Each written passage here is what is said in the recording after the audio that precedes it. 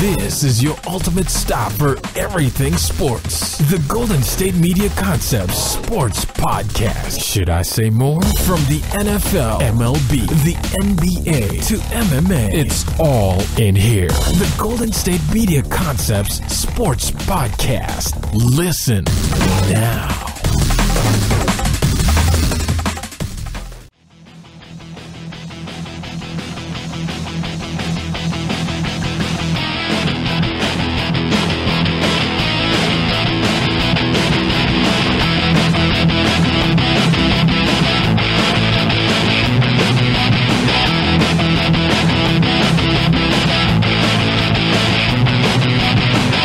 All right, and welcome to the GSMC Sports Podcast.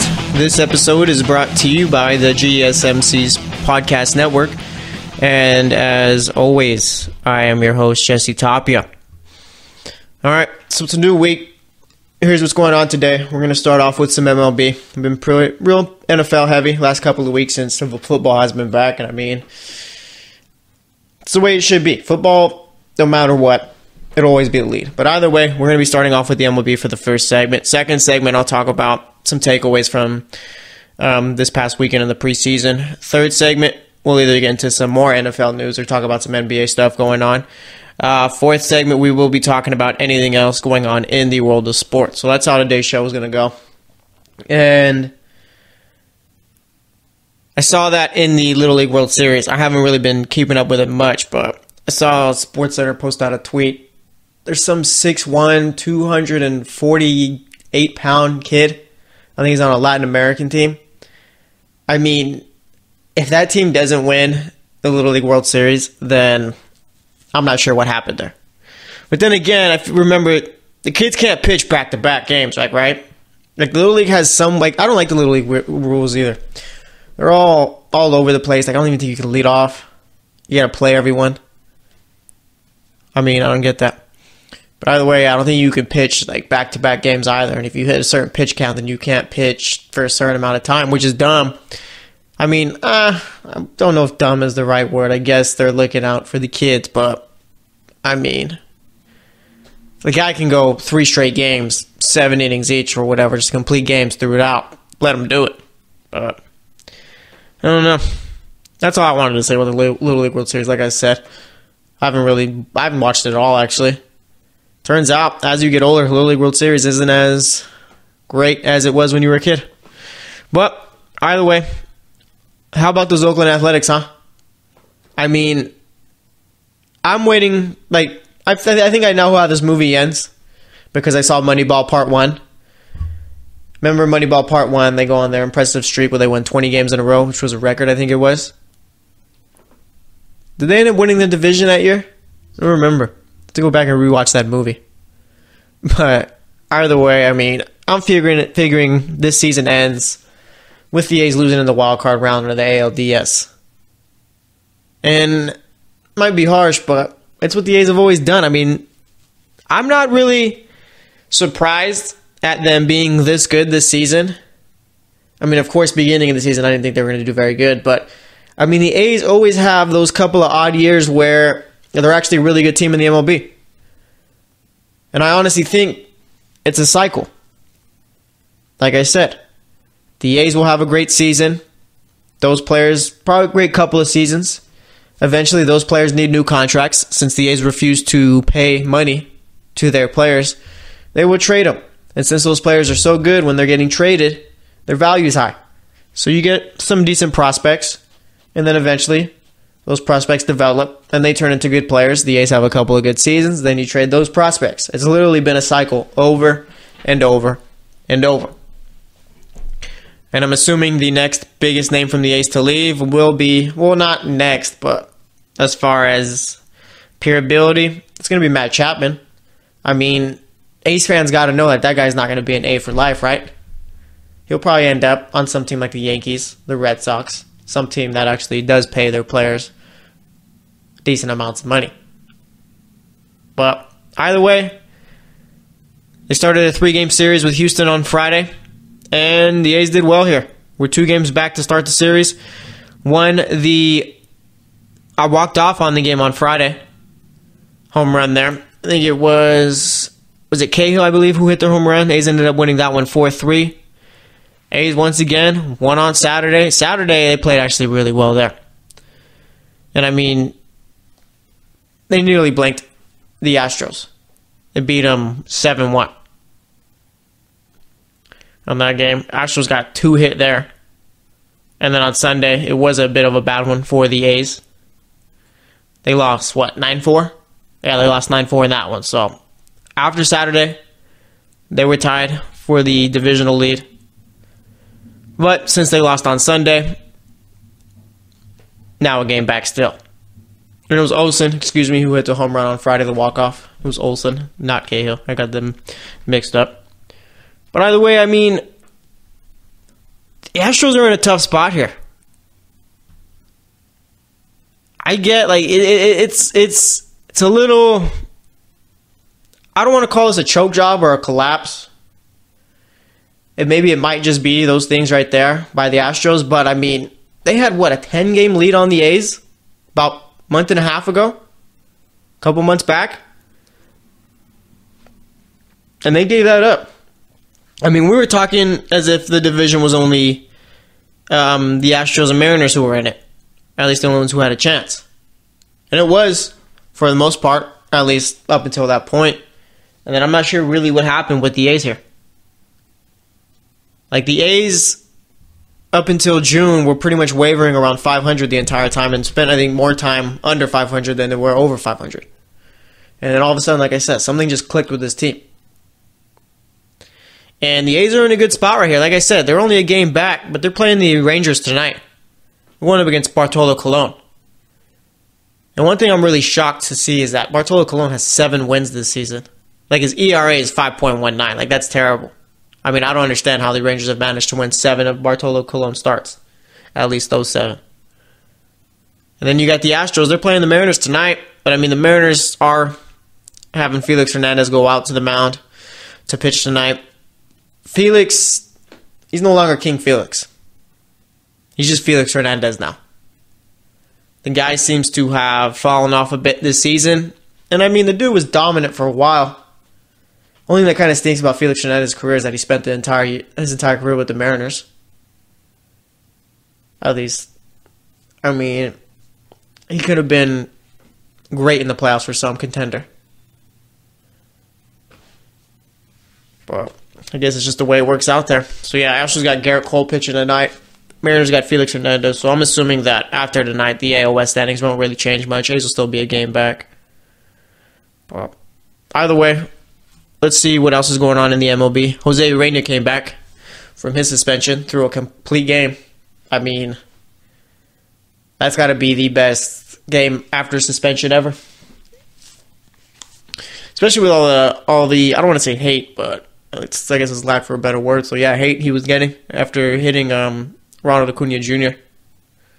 So good on him to come back, throw a complete game. And then you got the Yankees, as if it wasn't bad enough with Aaron Judge on the DL. Gary Sanchez, I guess, but I mean, Gary Sanchez hasn't been able to hit the ball this season. You got Didi Gregorius could hit the DL because of his heel. This is something that Yankees don't really need right now. And I think they'll be fine because Judge maybe could be back in a couple of weeks, but it's just Yankees are getting hit with injuries at the worst possible time here. I mean, right now, I guess the only plus right here is the fact that they're still up in the top wildcard spot. I think we can all write the division off. That's done. I don't see the Yankees coming back and winning the AL East. I mean, they're 9.5 games back right now. So right now they're 4 up on Oakland and 7.5 up on the Mariners. So I think just the fact that they've built themselves a nice little comfortable lead, the wild card spot, means that they'll be all right if Gregorius does end up heading the DL. Gregorius has been solid for the Yankees this season. I remember seeing Yankees fans and Red Sox fans going back and forth about who was better between him and Xander Bogaerts. But I mean, like I said, I think the Yankees are going to be fine. I'm not really worried about it too much for them. I mean, you're up 4 games on the A's, 7.5 up on the Mariners for that wild card spot. So they'll be fine. But either way, let's see what happened for the other games on Sunday. And then we'll take a look at the rest of the MLB standings after the weekend.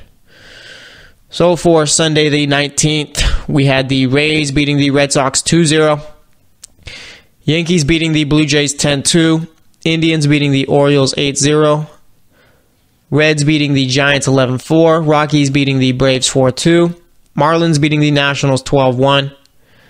Pirates beating the Cubs 2-1. White Sox beating the Royals 7-5. Twins beating the Tigers 5-4. Brewers beating the Cardinals 2-1. We had the Rangers beat the Angels 4-2. Like I said, the Astros beat the A's 9-4. Dodgers beat down on the Mariners 12-1. Diamondbacks beat the Padres 4-3. And then we had the Mets and Phillies playing over in Williamsport. Mets won that game 8-2. I feel like those games are always easy to predict. The games where they're at a neutral site or something like that. Because you look over at the NFL, it's always the worst team that wins the London game. Always. And here, playing in Williamsport, Mets are the worst team. They ended up taking this one. Like I said, whenever they play somewhere different or weird, always got to go with the worst team. But that's what happened on Sunday. Looking at these standings to update, like I said, Red Sox up 9.5 on the Yankees. Indians 12 up on the Twins. Astros only a game up on the A's. Braves a half game up on the Phillies.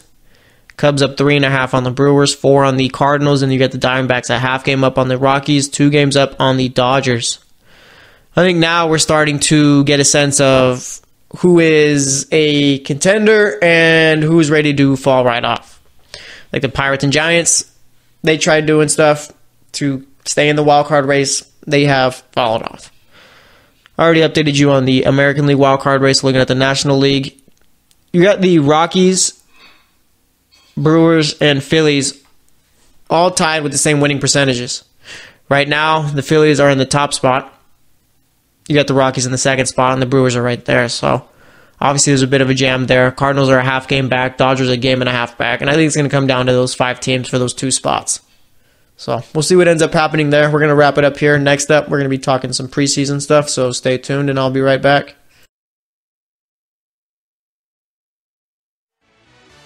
Are you looking for the very best NFL and college football podcast? Then check out the GSMC Football Podcast. Get the latest football news both on and off the field. From the NFL Draft to trades to the rumor mill to the NFL Combines, they got you covered. That's GSMCpodcast.com/football-podcast. Get updates on college rivalries, game day insights, and much, much more. It's football talk the way you want it. This show eats, sleeps, and breathes football. Don't forget to like them on Facebook and follow them on Twitter. Visit GSMCpodcast.com for more info.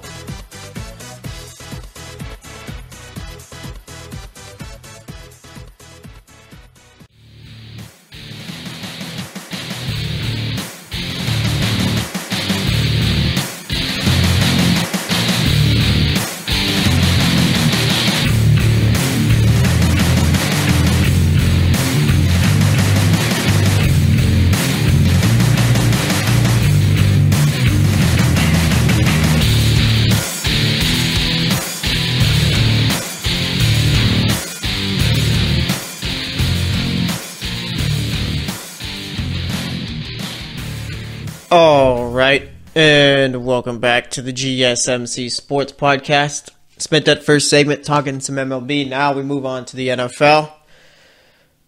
Looking like the QB competition over in Buffalo is reaching its end. You had AJ McCarron, who played against Cleveland on Friday, ended up breaking his collarbone. So obviously that's not great. He's going to be getting a second opinion on it. Not sure if he already has gotten a second opinion on it, but either way, I mean, you got to feel for the guy. He's played like what, less than 5 NFL games. This was supposed to be his big shot to prove to everyone that he's a decent quarterback, and you broke your collarbone. Maybe it just wasn't meant to be for AJ McCarron. I mean, he was looking good. At least in the first preseason game, he looked good. He threw 6 passes in this one and then ended up getting hurt. Nathan Peterman played well also. 8 of 10, 113 yards, 1 touchdown. And then you had Josh Allen, 9 of 13, 60 yards and a touchdown. This does create a bit of a problem for the Bills with McCarron going down. I think we were on our way to having AJ McCarron be the starting quarterback week 1 for the Bills. And I think that was best case scenario right there, him being the starting quarterback. Because I think we all kind of know what we got in Nathan Peterman. And then you want Josh Allen at least to sit a little bit and develop. Because, I mean, he's looked all right so far in the preseason. Like, he's played well, but you could tell that there's a lot he still needs to work on. So, I mean, now with McCarron out the picture, you look at it and it's either you're starting Allen or Peterman week 1. And, I mean, I think the whole thing here is how much time for development does Josh Allen need? Like, what was the Bills' plan before McCarron got hurt? Was it to just sit Allen for the whole year and then make him the starter next season? Or were you just going to do a thing where you kind of just wait for McCarron to stink and then you throw Allen in there? I mean, that's pretty important just considering you got Nathan Peterman. You make him the starter week 1, chances are he's not finishing out the 16-game season. I think McCarron was good enough to finish out a 16-game season with the rookie behind him. But Peterman, I mean, all we got to do is go back to that 5-interception game. I just don't think he's a very good quarterback. Sure, he's turned it up in preseason, but like they say, it's preseason. Let's say Peterman only lasts about 4 or 5 games. That could be cause for concern for the Bills because maybe they just think Josh Allen isn't ready yet. And I don't think Josh Allen isn't ready yet. I don't think he's ready yet. I mean, I've constantly said if he starts week 1, then, I mean, that's going to be terrible for him. Josh Allen doesn't really have weapons on that offense. You got LaShawn McCoy. Bills fans are screaming at me about Kelvin Benjamin and Corey Coleman. What has Kelvin Benjamin done in his NFL career? And what has Corey Coleman done in his NFL career? Not a thing. Then they yell Coleman is coming into his 4th season. Or what, his 3rd season I think it is? Yeah, his 3rd season. Yeah, he's only played 18 games, started 18 games over his first 2 seasons. I mean, is that really a weapon right there? No, it's not. So, we'll see what ends up happening. I don't think Josh Allen needs to start week 1. I think they should just go with Peterman. But it might just be a point where you might just have to go with Allen. So, we'll see about that. Looking at Cleveland in that game against the Bills on Friday. Baker Mayfield went 7-13 for 75 yards, no touchdowns, no interceptions. They take off of the ball 4 times, gained 9 yards there. I think it's fairly obvious that Tyrod Taylor needs to be a starter for this team week 1. I like Mayfield. I think he'll be a decent quarterback going forward. But as far as this season, I mean, Tyrod's got to be the guy. Like I said, Mayfield looked all right in this game, but you could tell, like, he did play like a rookie in this one. And I feel like all these rookie quarterbacks did. What I mean by play like a rookie is make mistakes and not really look as great as you did in your first game. Because I'd say Sam Darnold didn't look relatively great on Thursday against the Redskins. I mean, Josh Allen completed 9 out of his 13 passes, but for only 60 yards. Actually, I like the way Josh Allen played on Friday, actually. I'll give him that. Like I said, with Baker Mayfield, I mean, he did play well, but did show some signs of maybe he needs a little bit more development. Nick Chubb ran the ball pretty well. 11 carries, 53 yards, 1 touchdown. I mean, I'd say all 3 of the Browns running backs ran the ball pretty well. Carlos Hyde ran the ball 9 times for 64 yards and a touchdown. Like I said, Nick Chubb, 11 carries, 53 yards and a touchdown there. And you got Duke Johnson, who carried the ball 4 times for 27 yards. Receiving, not too many standouts. I mean, Jarvis Landry didn't catch a pass in this one. David Njoku didn't catch a pass. Nick Chubb caught 2 of them, didn't gain any yards there, so passing game wasn't necessarily great. But also about the Browns, Josh Gordon's back. And turns out everyone got worried for no reason. The guy was really trying to check up on his mental health and all that. Hugh Jackson tried playing the role of football coach here, saying that Josh Gordon's got to earn his spot back. Come on now. Let's just cut it out, and let's just say, yep, Josh Gordon's our number 1 receiver, and that's it. I mean, I get that you're a football coach, and you kind of got to lie to the media, I guess, just to make it look better. Plus, you don't want your team thinking this guy just walks in and owns the place. But, I mean, we all know who the number 1 receiver on that team is, and I don't think it's really close. Plus, I took a nice little high pick on him in my draft.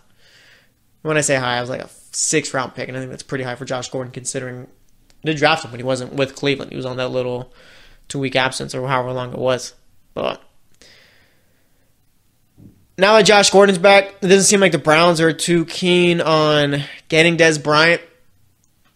I have no problem with that at all. I think it's probably best for the Browns to stay away from Dez Bryant. At first, I was on that bandwagon, bring Dez to Cleveland. But you look at it, you got Landry there. You got Josh Gordon. And then you got a couple of rookies who have looked well in camp. Dez Bryant just adds another pair of hands there. And it's just less footballs to go around for everyone else. So I think the Browns are fine the way they are. And then you can go with Josh Gordon and Callaway on the outside and then Landry in the slot, and they'd be fine. So, I'd say it's probably best for them to stay away from Dez Bryant. And I'm curious, if the Browns don't sign Dez Bryant, does he end up on a team week 1? Like, is he on an NFL roster week 1? I mean, I'm not too sure. I figured that Dez Bryant, like a couple months ago, after he got released by Dallas, was for sure going to get signed at training camp. Like, I thought that was a no-doubter. But it's just now we're at a point where it's kind of like, I'm not sure. And, I mean, you look at Dez Bryant, the last 2 years were pretty bad. And him and Dak Prescott didn't really seem to connect too much. So, I mean, maybe teams are looking at it that way. Maybe teams think that Dez Bryant's already washed. I mean, that's a possibility. But like I said, I mean, I figured the dude would be getting picked up by training camp easily. Now, I mean, are we even sure he plays this season? Like, are we sure he might even, like, there's a chance of him getting picked up mid-season or anything like that? Like, I honestly think we're at a point where if we go another week or so, barring injury, Dez Bryant probably won't be on an NFL roster to start the season. And I guess it's one of those things where I guess your reputation, how do they say, your reputation supersedes your talent or something like that? Something like that. Kind of like the Terrell Owens effect. I mean, eventually once T.O. left Dallas, people got tired of him.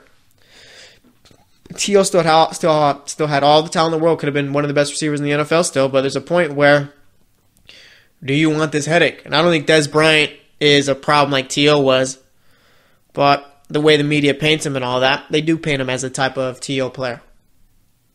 So, I mean, front offices look at that. I mean, if you got to be the Browns, you're looking at that. We got a young team here.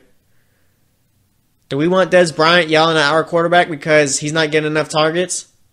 Do we want Dez Bryant to take the story away from the team and put it on himself? Not necessarily. So, I mean, we'll see what happens with him.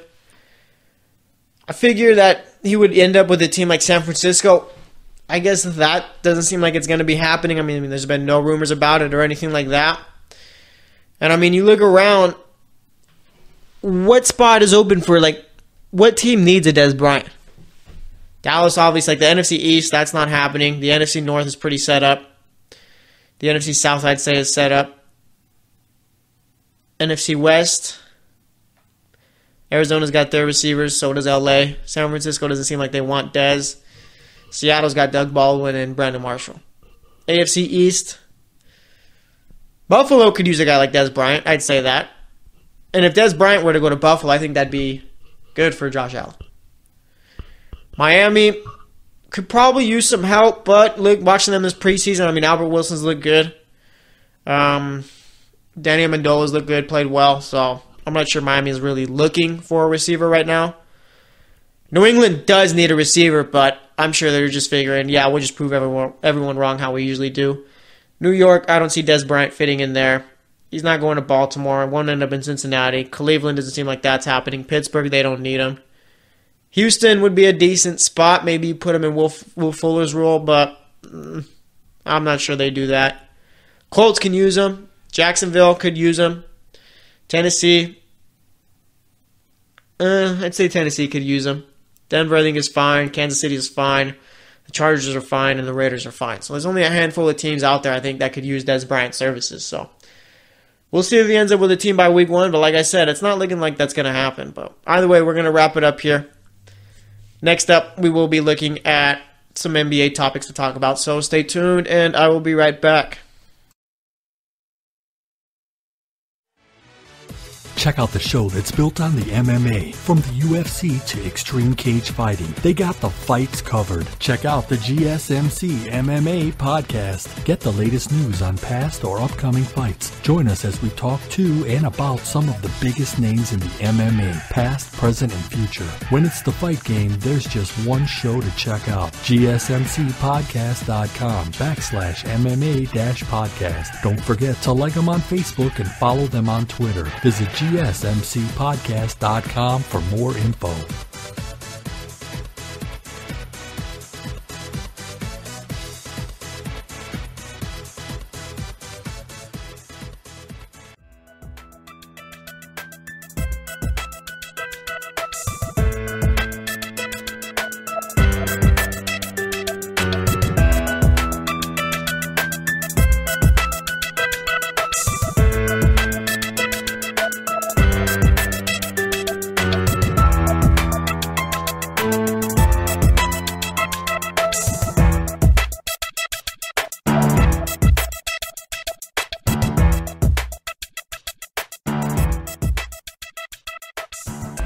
All right, and welcome back to the GSMC Sports Podcast. Spent that first segment talking about the A's gaining ground on the Astros. They're only a game back now. We're tied for the divisional lead on Saturday, but ended up losing 9-4 on Sunday. On the second segment, we talked about some... Actually, it was basically Browns and Bills talk there. Josh Allen, Baker Mayfield, and Dez Bryant. We'll probably get into some more NFL stuff for the fourth segment, but now we move on to the NBA. So, the Warriors have been a very good team for, I'd say, a very decent amount of time. Have won 3 out of the last 4 championships, and a couple of years before they won their first title, you could tell they were building towards something, making the playoffs. I think they hit the second round a couple times. Steph Curry was looking like a star, a future star. Steph Curry becomes that star. Klay Thompson becomes arguably the second greatest shooter of all time. Draymond Green basically becomes the guy who can guard all 5 positions and pass the ball, rebound the ball, play defense, rim protect, pretty much do everything except, I guess, be a dominant player on the offensive end. And when I say dominant player on the offensive end, I'm talking scoring there. So then they win their first title. Then they end up losing the second finals appearance, win the third one, and then the fourth. So they've been in the finals 4 years, like I said, won 3 out of the last 4. Do we expect this team to stay together forever? Or is this team eventually all going to go their separate ways? And I'm only asking this question because there's been a lot of Warrior for life and contract talk, I'd say. Rumors. Not rumors, but it's been a topic of discussion, I'd say. You got Klay Thompson's dad saying that he wants to be a Warrior for life. Also believed he said that he will test free agency still. Curry has been noted recently saying that he wants to be a Warrior for life. Haven't really heard anything from Draymond, but I think he's already locked up. And I'm assuming there's no way Draymond Green leaves the Warriors. If anyone was going to stay with the Warriors for their entire career, it's Draymond Green. I mean, he just seems like the ultimate Bay Area guy since he's been there with the Warriors. And plus, why would you want to leave the Bay Area? I mean, you're making millions of dollars. There's literally no other place to go.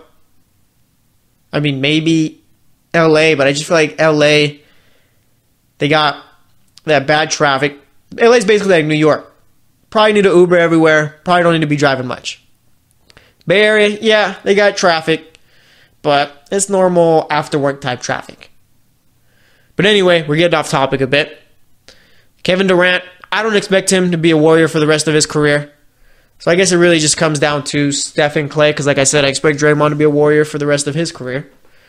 I do think Steph, when he says that he wants to be a Warrior for life, he means it. And I do think he will end up being a Warrior for life. I mean, players like Steph Curry, you don't let guys like that go. Because that is your franchise right there. That's the leader. That's the face right there. Steph Curry. Like, when you think of the Warriors and players, the first player you think of is Steph Curry. Like, KD is not the face of the Warriors, neither is Klay, and neither is Draymond Green. Actually, let me check what their contracts are looking like right now. Because that might give us a bit of clarity here. Because I know Steph just recently signed a max, but I'm not sure entirely how long it was for, if I remember correctly. And I mean, by the time this contract's up, I doubt that. Yeah, I don't see Steph Curry leaving at all. He's a free agent in 2022. That'd be what?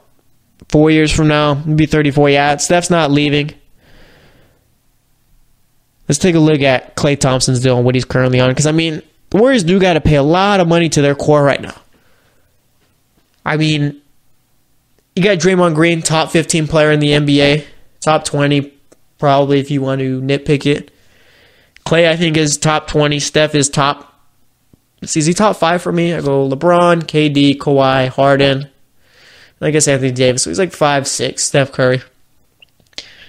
So, yeah, he's a free agent 2022. He'll be 34, 35 by then, depending on when his birthday is. Draymond's a free agent 2020.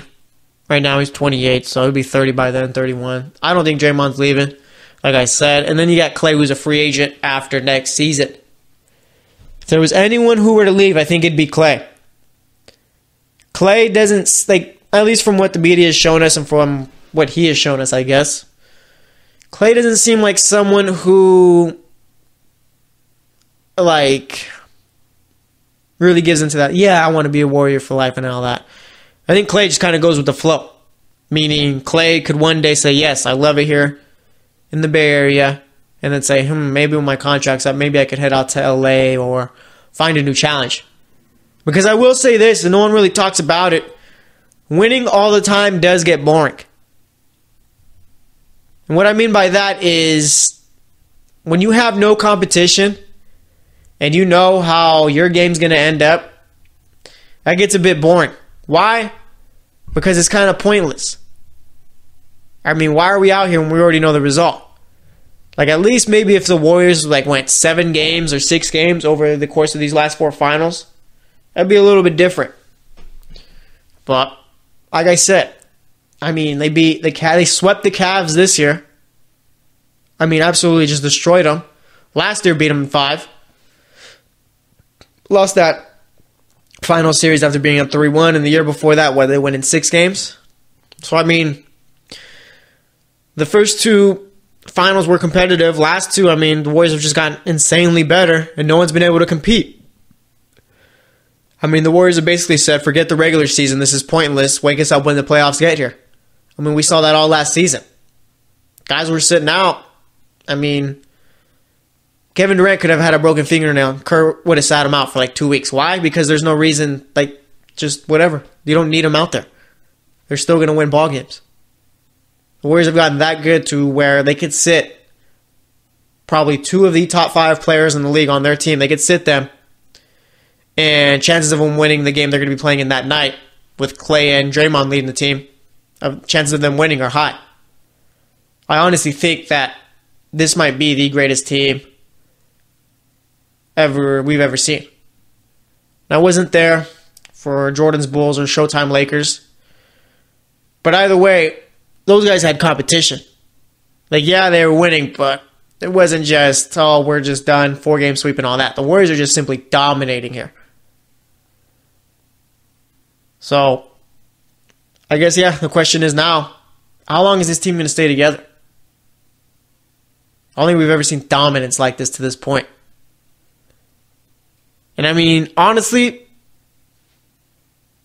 Steph and Draymond are the main 2 components to that team. I think they could lose a Kevin Durant, they'd be fine. I think they could lose a Klay Thompson, they'd be fine. Obviously, you get a little bit worse. Competition gets a little bit more balanced, but I mean, they'd still be the favorites.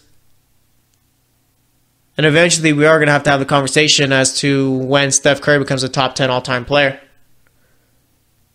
I mean, the guy's won 2 MVPs. He's got 3 rings. People say, his finals MVPs. And we've gotten to that point where the knock on Steph Curry is, how many finals MVPs do you have? Okay, ask him how many regular season MVPs he has. Ask him how many titles he has. Ask him when he's going to break that 3-point record. And I mean, the guy's already the greatest shooter of all time. I mean, eventually we got to ask that question. And I wonder why we haven't gotten there yet. maybe it's like a universally like thought thing. Like, yeah, Steph Curry's top 15 all time or whatever, but it never really gets talked about. Like I said, the dude's the greatest shooter of all time already. He's got 3 championship rings, and he's got 2 MVPs. Was the first ever player to be a unanimous MVP. Makes the All-Star team easy. Always makes the All-Pro teams. I mean, and is the face of the franchise. Like I said, we need to have that conversation soon. I know everyone's kind of running away from it, but I mean, come on now. What more does this guy have to do? Let's say they win the title again this year and he wins the Finals MVP. That's 4 rings, 1 Finals MVP, 2 MVPs. And yeah, greatest shooter of all time. I mean, if Steph Curry very well could end up with as many rings as Michael Jordan.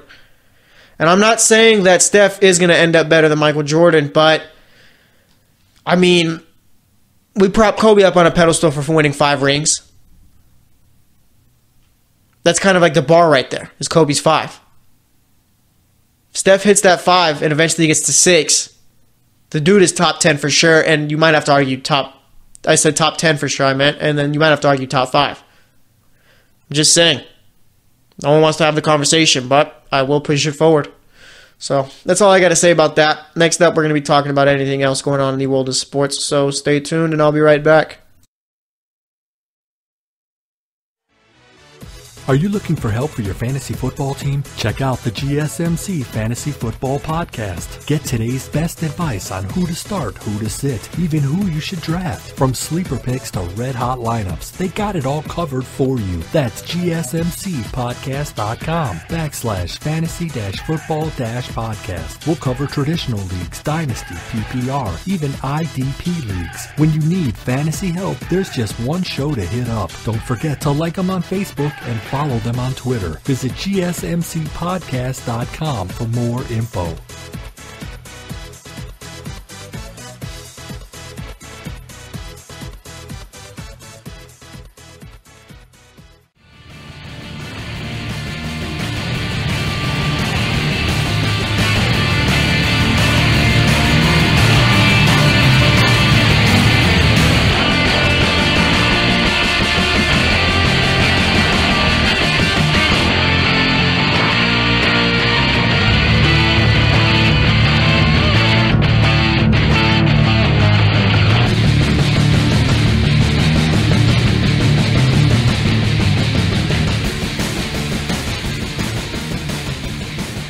All right, and welcome back to the GSMC Sports Podcast. So far today, we've talked MLB, NFL, and NBA. So we've hit all top 3 leagues. Now we move on to talk about anything else going on in the world of sports. The AP Top 25, the preseason Associated Press Top 25 came out for the college football season. Let me read that off to you. You got Bama at 1, Clemson at 2, Georgia at 3, Wisconsin at 4, Ohio State at 5. Ohio State also. It seems the board is going to be meeting on Wednesday to determine what goes on after the investigation, all that, what they're going to do with Urban Meyer. So that'll be on Wednesday. You got Washington at number 6. Washington will probably end up 10th by the end of the season. They'll lose some game to Stanford or Washington State, where if they would have won, chances are they probably would have made the playoff. So there you get there. Oklahoma at number 7. The U at number 8. Number 9, you got Auburn. 10, Penn State. 11, Michigan State. 12, Notre Dame. Is Notre Dame for real this season, or is it going to be one where they dominate the beginning of the season and then they get blown out by some top team and then we realize, oh yeah, Notre Dame still stinks? I mean, what are we doing here? You got Stanford at 13, Michigan 14, USC at 15, TCU at 16. Let's see, West Virginia at 17, Mississippi State at 18, Florida State at 19, Virginia Tech at 20. According to them, reigning national champs, UCF at 21. I mean, UCF is going to be so mad when they end up finishing outside the top 25. I mean, they lost their coach, what was it, to Nebraska? Frost? Yeah. Lost him to Nebraska. I mean, hope you enjoyed your run. I mean, UCF, let's be real here, didn't win the national title last year. I could care less who they beat. I could care less they beat Auburn in their bowl game. The only way you win the national title is if you make the playoff and you win that. Bama did that. UCF did it. It is what it is. I mean, I've never really understood the whole claiming national champs. Like, no, you're not. You are absolutely not. You were the farthest thing from national champs. You didn't even get into the little 14 playoff where you could maybe have the possibility of becoming a national champion. Like, come on now. So, I mean, nice little courtesy from the AP putting UCF in the top 25, but chances are they'll fall out. Boise State, of course, I mean, a yearly tradition, being ranked low in the top 25. Probably going to end up, I think the highest they'll probably get maybe to like 13th or something like that. They'll lose to like a Fresno State, or actually Fresno State's going to be pretty decent this season. I know they've gotten a couple of 5-star recruits. So let's say they lose to like a San Jose State or whatever, and they end up dropping back down to like 22, 23, 24. Then they'll play in some bowl game and pretty much rinse and repeat type of thing there.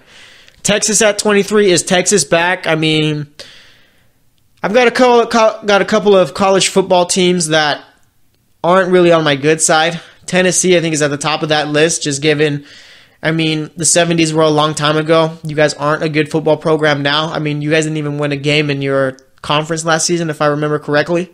So let's remember that. Texas, I've been hearing Texas is back. It's almost as bad as Tiger being back year after year. Like, no, Texas hasn't been back. Just because they beat Notre Dame last season or the year before that, whatever it was, does not mean they're back. Texas going 7-6 every season does not mean they're back. All right. Vince Young isn't coming to play quarterback for this team, and neither is Colt McCoy. So let's pump it on the Texas is back stuff. I mean, how about we wait? If we're going to crown him as far as being back, let's wait till it's later on in the season. So I've been seeing a lot of hype around the recruiting class, but, I mean, it's all just hype right now. Oregon at 24. I mean, all Oregon's got right now is the fact that they got cool uniforms. LSU at 25. LSU opening up with Miami on September 2nd. Let's see, you got Florida State versus Virginia Tech. Notre Dame, Michigan, September 1st. That's going to be a fun one to watch right there. Auburn playing Washington September 1st. I'm liking some of these games. And, of course, you got Alabama playing Louisville after Lamar Jackson leaves. Good job, Nick Saban. Way to hide. But, no, I mean, Alabama being number 1 is fine. I think maybe Georgia could have been ranked above Clemson, but don't have a problem there. Wisconsin maybe feeling like they got some revenge to seek here, given that they didn't make the top 4 last season. Or did they? Oh, yeah, they did, actually. I forgot they snuck in, I believe. College football season last year seems like such a long time ago. I don't know why. But I'm most curious to see how the U does this season. Curious to see how Miami does. Like I said, Washington, they'll start off hot. Then they'll lose to like a Stanford or Washington State. End up missing out on the top 4. Alabama, they need to name Tua Tagovailoa the starting quarterback already. I mean, what are we still doing here? So, that's all I got to say about that. One of the greatest running backs ever of all time is back in the league, Adrian Peterson. Going to be playing for the Washington Redskins this season. Perfect pickup. I mean, I don't understand why teams weren't really looking at Peterson. And I think he's going to be fine this year. I mean, he ran for over 120 yards twice last season. One of them being, what was it, 154, 157? The dude still got it. Like, Adrian Peterson is not washed up. I don't understand where this Adrian Peterson is washed up talk came from. And then people yell, last season. Look at it. Yes, I remember last season vividly. I don't understand how it's Adrian Peterson's fault that Sean Payton is choosing to play Alvin Kamara and Mark Ingram before him. Then Peterson goes over to Arizona. Carson Palmer breaks his arm. I mean, if you're defense, why wouldn't you just stack the box against Drew Stanton and Blaine Gabbert? I mean, honestly, I feel like it's a very valid question. So I haven't written Adrian Peterson off yet. 2015 was his last great season. That year he played all 16 games. Nearly 1,500 yards, 11 touchdowns, 327 carries. The next year, 2016, did he get hurt that year? Which one was the year where he got suspended? I think he got suspended 2016, if I'm not mistaken. Because I know there was one year where he tore his ACL. I think that was 2014 where he tore his ACL. I think 2016 is when he got suspended. I think. He only played 3 games that season. Then eventually gets traded away to New Orleans or get cut. I can't remember exactly. Either way, he ends up on New Orleans. Sean Payton doesn't really give him the ball too much. Ends up getting traded to Arizona. Did all right, but like I said, I mean, what more can you do when they're stacking the box because your quarterback is Drew Stanton and Blaine Gabbert? So I think he's going to work out well in Washington. I think this is a good pickup for Alex Smith also. I think this makes Alex Smith a little bit better. And I mean, it's not like Adrian Peterson is the lone running back on that team. You got Chris Thompson, who will be back soon. You got Perine, and then you got Rob Kelly. Are they going to keep 4 running backs on the roster? I think if you cut one, it's got to be Kelly. I think Perine's done well. Obviously, he just signed Adrian Peterson. And Chris Thompson, I mean, looking at what he was doing last season before he got injured, the dude was a beast. So, obviously, we got to wait till week 1, I'm assuming, to see Adrian Peterson play. Usually he's been a guy who doesn't play in the preseason, but maybe we get lucky. Let's see, their next game is on... Let's see, actually, let's check out when the Redskins play next in the preseason, whether it's Thursday, Friday, or Saturday. So we'll head over to preseason week 3. Also got a game going on tonight. We got the Ravens and Colts playing tonight. I'm curious to see how much Andrew Luck ends up playing in this game. I also see Lamar Jackson also. So let's see, the Redskins play again on Friday against Denver. It's a week for Adrian Peterson to learn the playbook, but I mean, this is the preseason game right here, the third one, where the starters usually get most of the time, so we'll see if he does end up playing. But either way, glad he's back in the league. I was waiting for him to get picked up. I guess now you just got to wait on DeMarco Murray, see if any team kicks the tires on him, see if he's really retired. I don't think he is. I think if some team tells him, hey, we need you to start for us this season, so-and-so got hurt, I think DeMarco Murray does it. But it'll be interesting to see Adrian Peterson on the Redskins. I think it was a good move by them. So let's see, anything else going on in the world of sports before we wrap it up for today? Like I said, the Ohio State Board is going to be meeting on Wednesday to determine Urban Meyer's future. Looking like it's going to be one where Urban Meyer probably gets suspended, and I don't want to brag, but I did call that. I did say I think that Ohio State's going to end up suspending him and kind of, we suspended him, we punished him there. Look, it's all good now. Figured they were going to do that. It's looking like they might. So we'll see what ends up happening. Like I said, it's on Wednesday. And I saw, too, that the Seahawks, I'm not sure how true this report is, but there was a report coming out that the Seahawks offered a second-rounder for Jacoby Brissett. Why would you offer a second-rounder for Jacoby Brissett if you have Russell Wilson? That doesn't really make sense to me. But, I mean, this is Seahawks, and Pete Carroll is a bit of a mad genius, so I guess he knows what he's doing. But either way, we're going to go ahead and wrap it up here for today. Today we talked MLB, NFL, NBA, and then for this segment, talked Adrian Peterson. Talked a bit about the AP Top 25 College Football Preseason Rankings. And also talked a bit about Urban Meyer. So, thanks for listening to the GSMC Sports Podcast. As always, I am your host, Jesse Tapia. I will be back tomorrow, so stay tuned, and I will talk to you guys later. You've been listening to the Golden State Media Concepts Sports Podcast, part of the Golden State Media Concepts Podcast Network. You can find this show and others like it at www.gsmcpodcast.com. Download our podcast on iTunes, Stitcher, SoundCloud, and Google Play. Just type in GSMC to find all the shows from the Golden State Media Concepts Podcast Network, from movies to music, from sports to entertainment, and even weird news. You can also follow us on Twitter and on Facebook. Thank you, and we hope you have enjoyed today's program.